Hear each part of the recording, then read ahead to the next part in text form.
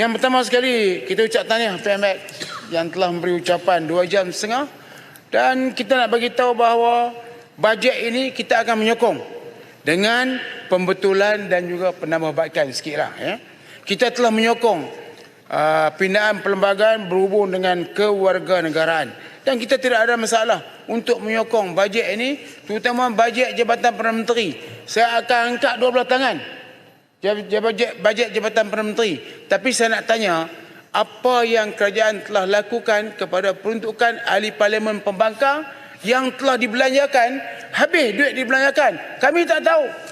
Jadi kita akan sokong sekali lagi bajet, iaitu peruntukan dibagi kepada ahli parlimen. 3.8 juta ahli-ahli parlimen kerajaan dapat.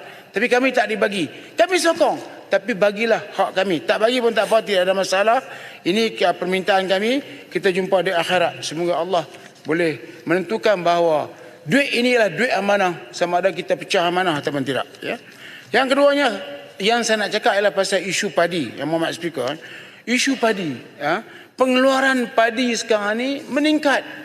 Kos untuk satu relung, kita relung lah, kedai yang pelih ni pakai relung, ataupun 0.3 hektar telah meningkat.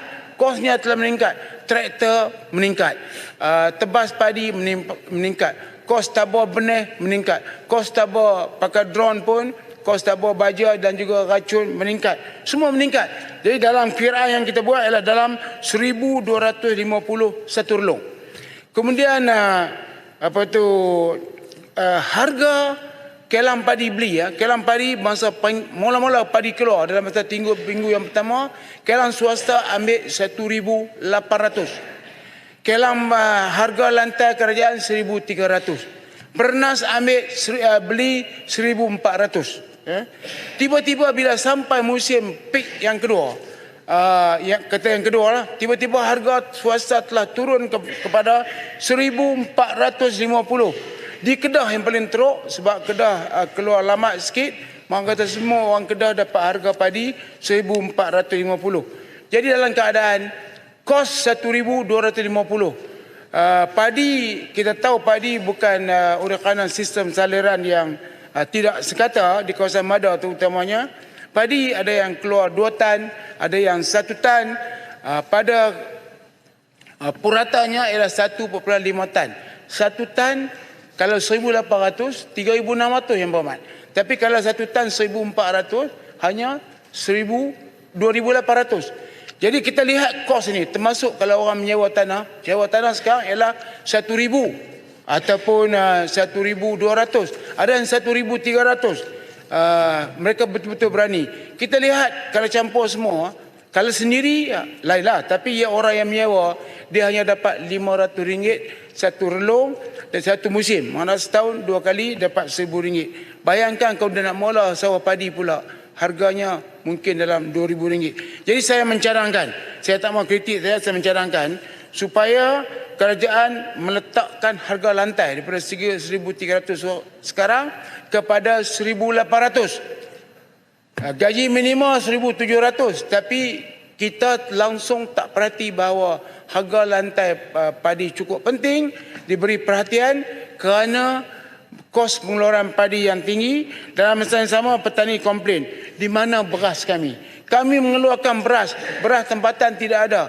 Petani juga terpaksa beli beras import. Ini satu keadaan yang jarang berlaku di dunia ni, hanya di Malaysia. Petani keluarkan beras, dia kena beli beras import dengan harga yang begitu mahal. Maka saya cadangkan Yang Berhormat untuk selesai masalah. Sebab masalah telah diutarakan, tapi sampai sekarang tak tahu apa dia cadangan penyelesaian. Saya nak cadangkan, jangan apungkan beras import. Dengan itu bila beras tidak naik, beras turun, distabilkan, barang-barang lain akan ikut. Kita nak lihat pattern kenaikan harga barang. Dia ikut harga barang utama. Beras itu kalau dia tak naik, maka orang lain pun turun harga barang. Jadi ini cadangan telah dibuat ratusan kali, tidak berapa didengar. Kalau tak mau dengar tak apa. Kalau kami memerintah, yang ni kita akan buat. Dengan itu harga barang akan turun. Laporan audit 2018. Ini saya nak bagi tampil dengar. Laporan audit 2018. Siri yang kedua menunjukkan bahawa audit telah komen bahawa pengurusan warga asing ini lemah. Siri yang ketiga, audit bagi tahu 100 orang masuk, pelancong masuk tak keluar. Takkan hampa sokong? Ini adalah masalah keselamatan rakyat Malaysia. 2017, 2018, 2019, 2020, 21, 22, 23, 24. Berapa ratus ribu? Kalau ikut perkiraan ini, sudah hampir 1 juta yang datang tak keluar. Di mana mereka? Di mana mereka? Dan lebih-lebih lagi, saya tabik Azam Baki, tahniah Azam Baki Tan Sri yang telah menangkap pegawai-pegawai immigration yang terlibat dengan counter setting ataupun counter yang dipermudahkan untuk orang-orang asing tertentu bagi mereka meloloskan diri masuk ke negara ini. Hak ini kita ucap tahniah, tapi kena ingat, ini yang dibuat di KLA. Bagaimana di pintu masuk yang lain? Di Perlis, di Kedah, di Kelantan, di Perak. Ini kena kita bagi perhatian supaya perkara ini tidak berlaku. Dalam masa yang sama yang berhormat, kita lihat fake IC ataupun IC tipu juga berluasa. Kita tahu IC ini tipu tapi tak dapat kita buat apa-apa dan ianya berluasa. Maka macam kad UNHCR. Kad UNHCR kononnya mereka ini di bawah perlindungan bangsa-bangsa bersatu. Pergi Cakir Road. Kalau setampil nak, setampil pula maaf. Kalau setampil nak, pergi ke Cakir Road sekarang. RM50 boleh beli kad. Tambah muka dia pun ada iras-iras, boleh beli kad. Itu menghina namanya tu, Warau. Okey, kalau gitu muka saya iras lah. Saya dapat kad itu dulu masa jadi menteri. Dia sebenarnya handsome hero Hindustan. Okey. Tapi dia kata hina, tak apalah, saya tak puji dah lain kali. Okey, mari tajuk ni balik. Ganggulah kamu ya. Okey, tajuk ni balik. Fake IC. Apa tu UNHCR, kad UNHCR yang diselewengkan. Saya mencadangkan supaya kerajaan mengeluarkan IC baru selama tahun depan supaya kita dapat kesan orang yang mengeluarkan kad pengenalan tipu. Dibimbangi pelancong yang tak keluar ni pun juga di antara orang yang membeli kad tersebut. Jadi laporan audit ini kita nak tanya kepada kerajaan apa yang telah dibuat untuk memastikan pengurusan orang asing, warga asing ini dengan baik. Menteri Dalam Negeri mesti memberi jawapan. Saya mencadangkan kalau ini serius, kertas putih ataupun RCI untuk menyiasat pengeluaran kad tipu ini dan juga tentang pengurusan orang asing yang telah tidak dibuat dengan begitu baik. Dan saya pasti sudah tampil setuju dengan saya. Tak payah buka peraturan mesyuarat, saya akan tolong kamu kalau kamu nak. Kemudian yang berikutnya yang berhormat ialah pengurusan saya minta kerajaan perjelaskan balik, bagi kertas putih sekali lagi supaya penjualan saham MASB kepada BlackRock ni dicerita pada orang ramai. Sebab orang ramai ni kadang-kadang tak apa faham. Sebab kita disebut MASB. Sebenarnya ialah airport. Malaysia Airport, 39 airport yang telah diuruskan. Sekarang bahagian daripada sahamnya yang besar telah dijual kepada BlackRock. Terang, keluarkan kertas putih. Kemudian yang berikutnya saya cadangkan yang ialah berhubung dengan GISB. Kita minta supaya kerajaan melihat tentang anak-anak yang telah dipelihara oleh Jabatan Kebajikan bila mereka nak ditemukan dengan keluarga mereka. Yang keduanya, orang yang menjadi mangsa. Terima kasih, tahniah polis yang telah menyiasat perkara ini. Tetapi orang yang menjadi mangsa itu, di manakah mereka? Di manakah mereka bekerja sekarang? Kerana bila GISB ini membuat perniagaan, kena ingat perniagaan mereka itu melibatkan rangkaian perniagaan. Mereka orang yang supply barang kepada mereka, adakah dibuat bayaran dan sebagainya. Saya minta supaya orang yang dimanipulasi oleh GISB ini tidak mendapat kezaliman yang kedua. Ya. Kemudian kenyataan timbalan menteri, saya dah sebut dan yang berhormat telah bagi jawapan, tapi saya tak dapat jawapan yang terang, iaitu timbalan menteri daripada Alor Gajah ini berkata bahawa Laut Cina Selatan selamat, terkawal dan terbuka. Tak faham. Selamatkah Laut Cina Selatan sekarang? Terkawal ke teman tidak? Apa maksud terbuka? Terbuka yang saya tahu ini laluan tanpa di anchor south. Tapi apakah benda ini berlaku?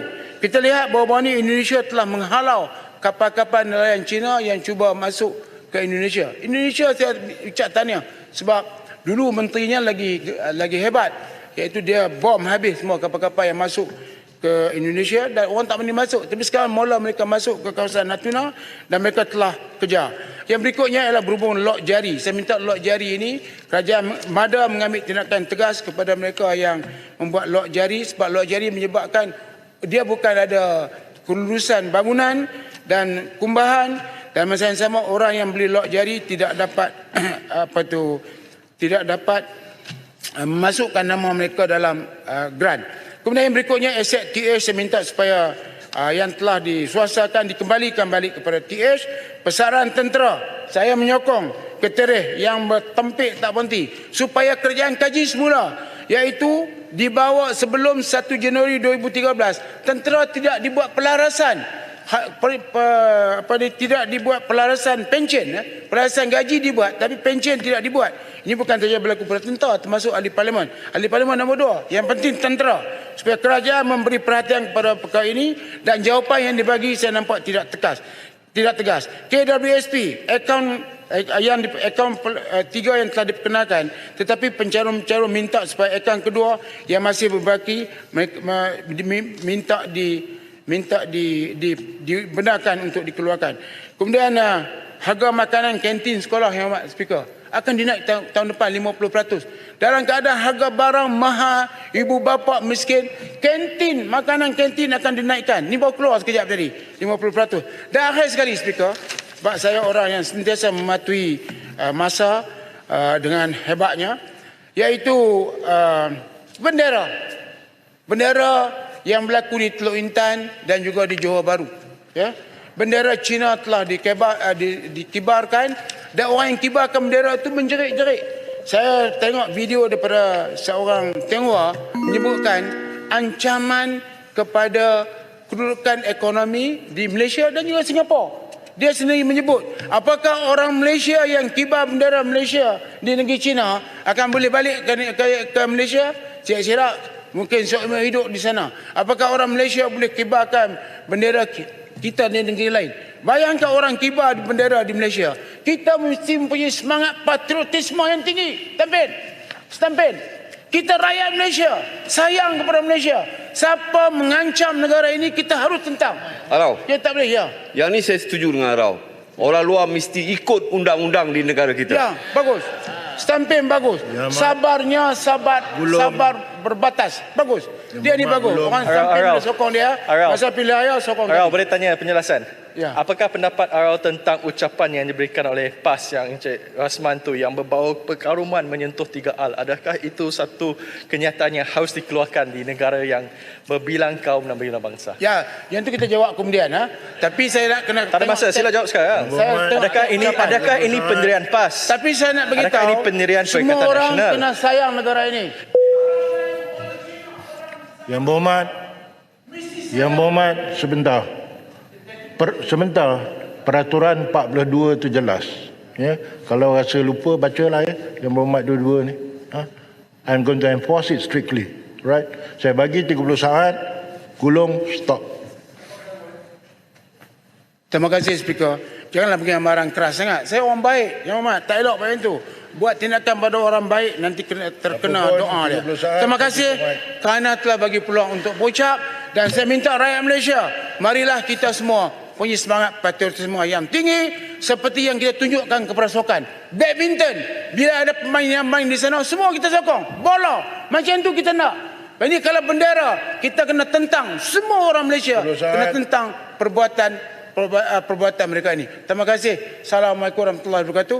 Kerana bagi peluang beri ucapan yang dia agak terbaik pada petang.